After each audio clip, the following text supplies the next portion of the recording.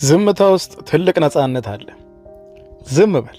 ሩነት ስለ ውድቀትህ፣ ስለ ያደረከው መልካም ነገር፣ ስኬትህን፣ ህልምህን፣ የኪሳራ ስለ ክፉ ስለ ገጠመህ ገጠመኝ በየአደባባዩ በየማህበራዊ ሚዲያ እየወጣ ከመናገር ተቆጠብ።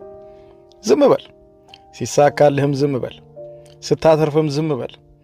ደስተኛ የፍቅር ህይወት ሲኖርህም ዝም በል። ስትወድቅም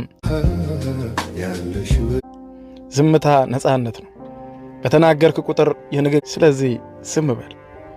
ዝምታ ውስጥ ትልቅ ነፃነት አለ። ዝም በል። የረዳኸውን እርዳታ፣ ያደረከውን መልካም ነገር፣ ስኬትህን፣ ህልምህን፣ የወደፊት ጉዞህን፣ ስለ ራስህ ጥሩነት እዚያ ማዶ ጋር